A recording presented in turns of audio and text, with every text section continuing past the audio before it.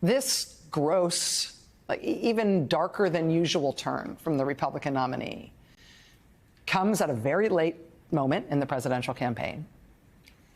And it comes at a time when something that we can't ignore is raising its head again in their political circles. And that, I can't even believe I have to say this, but it's part of the news cycle again from them.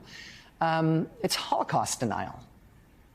And I say it's come up from them again because, of course, we had Trump host a dinner for rapper Kanye West after West said he was going DEFCON 3 on Jewish people and started posting swastikas online.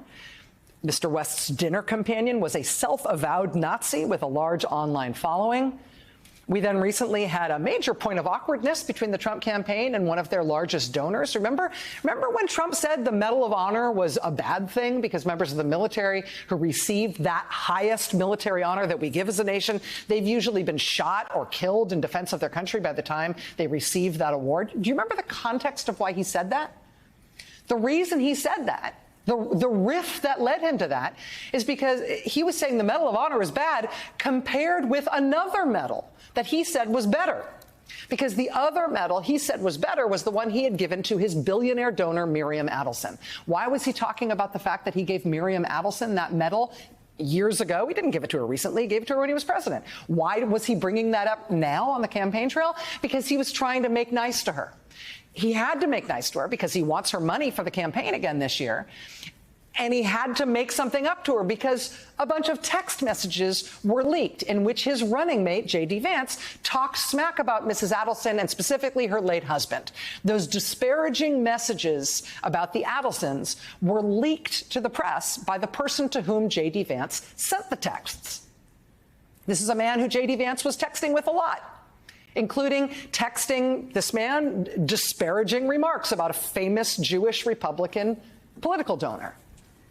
The man who J.D. Vance was texting with about that, the guy who leaked the messages to the press, is himself most notorious for being a Holocaust denier.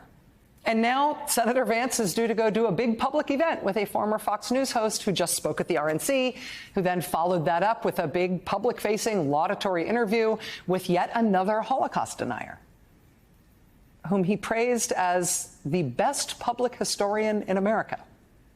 A man who says the United States fought on the wrong side in World War II, that Hitler was not the real bad guy in World War II, that Hitler has gone to heaven, and who has said that it's a myth that the Nazis ever really set out to kill the Jews. It is astonishing that Holocaust denial is not an accidental brush with this campaign, but something that keeps coming up over and over and over again. And it's not just something that's like outre or impolite. It's really consequential. And it's really worrying that this is a recurring thing in this presidential campaign. That this presidential candidate keeps churning up new associations with Holocaust deniers every few weeks or months. Because why do people do this? What is Holocaust denial for? What purpose does it serve? Holocaust deniers don't think that there's been a big misunderstanding or that there's been sort of some good faith mistake about what really happened in history. What Holocaust deniers are contending is that a deliberate lie has been concocted to make us believe something that isn't actually true, to make us believe that the history we've been taught about what happened in World War II is a hoax perpetrated by the Jews to make Germany look bad when Germany doesn't really deserve that, when Hitler really wasn't so bad. Holocaust deniers say not only that the Holocaust didn't really happen, but the myth of the Holocaust was invented as a hoax to make Nazism and fascism look bad when really they're not bad at all, they're good.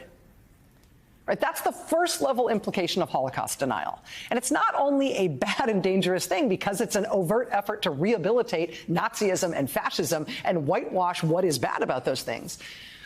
It's also bad because it entails a conspiracy theory about the world today, which ultimately demands that we get rid of democracy and get ourselves a strongman government instead. Because Holocaust denial isn't just, oh, I'm fuzzy on what really happened. It was a long time ago. Holocaust denial, particularly the kind being promoted by the guy who J.D. Vance is about to appear with, this variety of Holocaust denial is the contention that there is a conspiracy that is teaching you a lie, that is trying to make you believe a myth about some bad thing having happened to the Jewish people that didn't really happen. And why have you been taught this myth about a bad thing happening to the Jewish people when it didn't really happen? Well, that's the Jews who are teaching you that myth, because it serves Jewish interests, because Jews are so powerful and so conniving that they've invented this fake history and made us all believe it. The contention of the Holocaust deniers is that nothing bad actually happened to the Jews. But you've been manipulated into believing that it did, because Jews are secretly this unimaginably powerful cabal, and they're mind controlling us all for their own purposes to get what they want. And what do they want? They want white Christians to look bad so that they can be in charge. They want to destroy the white race. They want to destroy Christianity. They want to rule the world. And the implication of this is that if there's a group that powerful conspiring against Christians everywhere, well, what could possibly stop them? Certainly there's no point in engaging in, democratic political processes because, hey, if the real power is in the hands of this secret evil elite operating behind the scenes, then nothing you do in so-called politics is going to ever matter. The evil cabal will keep pulling the strings. So don't bother participating in politics. It's all a ruse. It's all a hoax. There's an evil conspiracy that's really running everything. In that formulation, democracy is for suckers, right? Democracy is naive and maybe even evil if it allows these evil, powerful groups like Jewish people to participate in democratic processes along us, the Christians, who are evermore their victims. So in the short term, right, before you rush to the eliminationist, murderous ends that Holocaust denial inevitably leads to, even before you get there, the consequence of perpetrating this stuff, the consequence of platforming this stuff, the consequence of telling these lies, of defining Jewish people as perpetrating a hoax against white Christians, or even of defining Jewish people as the secret power behind the government or culture or finance or whatever, the consequence of it, what you're telling people is that we should give up on democracy because we're going to need to take extreme action against these very, very, very, very all-powerful evil enemies within. So maybe we'll start with camps for millions of people and long prison sentences for everybody we identify as an enemy. And what did he say? It will be a bloody story. So none of this is good. I mean, happy birthday, North Korea. I wish you all the best. But none of this is good. We are heading into the first and likely the only presidential debate of this campaign, while the Republican ticket is not just led by a self-professed fan of the weirdest and worst dictators around the world, a self-professed fan of dictatorship itself. He is now promising at his rallies that there will be bloodshed. He is getting his crowds to laugh at deadly violence perpetrated against his political enemies. He has turned a skull fracture into a laugh line. He is promising to imprison his enemies en masse. He is telling his crowds that his supporters who have committed criminal acts of violence on his behalf, he will spring them all from prison because they are his martyrs. And now his running mate is about to go do a ticketed tour event with the most high-profile American media figure to have ever promoted Holocaust denial. Because Hitler wasn't really the bad guy in World War II, and by the way, the United States was on the wrong side of that fight.